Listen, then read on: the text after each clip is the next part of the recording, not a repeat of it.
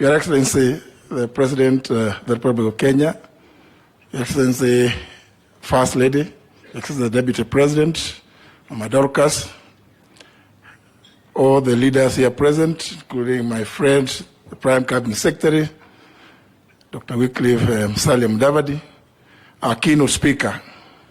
Thank you for the message, well delivered. The only thing I may not know is whether it was well received. But I can tell you, looking at many of the people sitting next to me, message is right home. Thank you very much.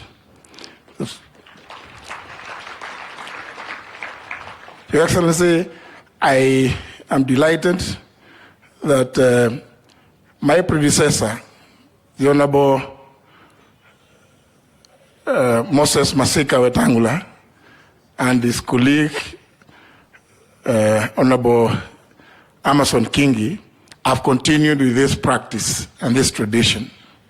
And indeed, I am grateful to see many of our visitors from around the continent of Africa. It is a great tradition that we come together as a nation, as national leadership, to come and pray.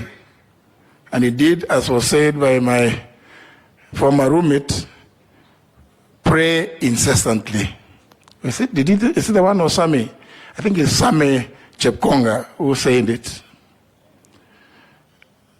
Some little word of praise to the renewed and revamped Bunge Choir. Indeed, as the keynote speaker did say, you have made some improvement. I do recall that our keynote speaker today was with us here in 2019, and that's why I think he's saying that there's some slight improvement, because during that occasion, what was there was organized confusion. And therefore, I must congratulate the new leadership of the prayer breakfast. I'd also wish to recognize the part played by many of our prayer groups around Nairobi, in various places, in Nakuru, in Athi River, around is it Karen, Muthaiga. To all of you, congratulations.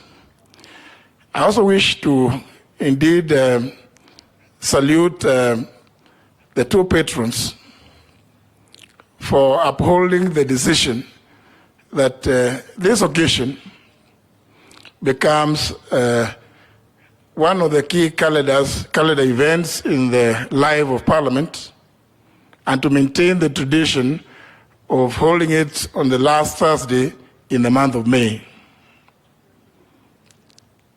It is sad, but again, I'm happy to note, Your Excellency, you and I, and I think the Honorable Musalia Mudavadi will recall that the last prayer breakfast of last year was a bit interesting, in that today we talk about reconciliation, but during the last prayer breakfast of last year, it was very difficult to sit together on that table, because we were indeed just pretending to be talking to each other. You recall, and indeed congratulations, because you withstood it, and from there you went and gave away your daughter in marriage. I think this year's theme is one that we, all of us as Kenyan leaders, and indeed as a nation, should observe. Before I came here at about 6:15,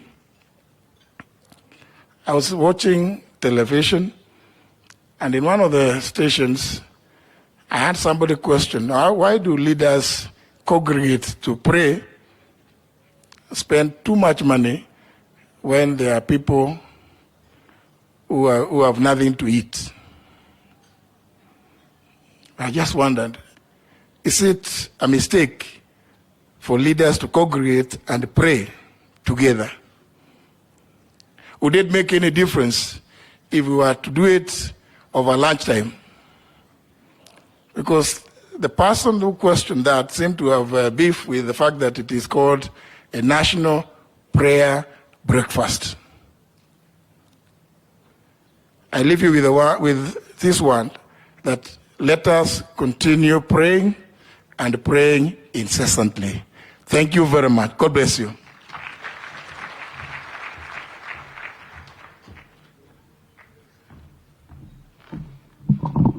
Thank you very much, Kijana. I'll now